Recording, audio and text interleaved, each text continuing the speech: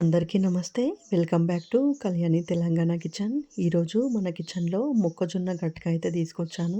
ఇది zero oil recipe. ఇది తిన్నవాళ్ళు ఎంతో హెల్తీగా వాళ్ళ పనులు వాళ్ళు చేసుకున్న వాళ్ళే. మన అమ్మమ్మలు, నానమ్మలు, తాతమ్మలు అంతెందుకు మన అమ్మలు కూడా మనకన్నా హెల్తీగానే ఉంటారు.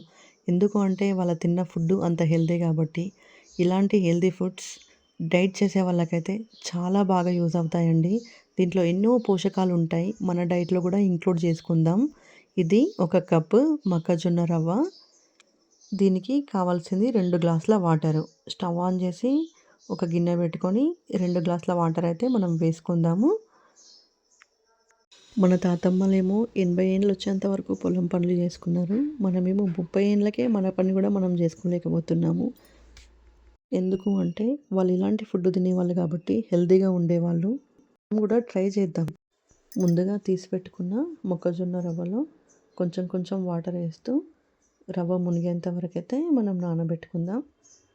వాటర్ తీసుకున్నాం కదా, అది మరిగేంతసేపు నానితే సరిపోతుంది. ఇది నానింది అని అంటే అప్పుడు మనం మరుగుతున్న వాటర్లో అయితే వేసేసుకుందాము. ఈ 1 కప్పు రవ్వ నానిన తర్వాత 2 కప్పులు అవుతుంది. ఈ 1 కప్పు రవ్వ ఈజీగా ఇద్దరు తినేయొచ్చు. ఇప్పుడు మనకు వాటర్ అయితే బాయిల్ అవుతుంది కదా, ఇప్పుడు నానబెట్టుకున్న రవ్వ అయితే వేసేద్దాం. చూస్తున్నారు కదా, మంచిగా నాని పలుకులు పలుకులు వైట్గా తెలుస్తుంది. అంతా అయితే ఒకసారి వేసేసుకొని మంచిగా మిక్స్ అయితే చేసేసుకుందాము. గట్క అనే పేరు వినగానే కొంతమంది నామోష్గా ఫీల్ అవుతారు. నేను గట్క తినాలా అని. ఏది తింటే ఏంది, మనం హెల్తీగా ఉండడం కదా ముఖ్యము. హెల్త్ పాడైనోడికే తెలుస్తుంది హెల్త్ విలువ అనేది. ఎంత సంపాదించినామా అనేది కాదండి, ఇప్పుడు మనం ఎంత హెల్తీగా ఉందామనేదే ఇంపార్టెంట్. చూస్తున్నారు కదా, మనకైతే ఇది దగ్గరికి ఉడికినట్టయితే అనిపిస్తుంది. ఇప్పుడు మనకు రుచికి తగ్గట్టు సాల్ట్ అయితే వేసుకుందాము. సాల్ట్ వేసిన తర్వాత ఒక్క 5 మినిట్స్ ఉడికితే సరిపోతుంది మనకి. మధ్యలో మధ్యలో అయితే కలుపుతూ తీసుకోండి.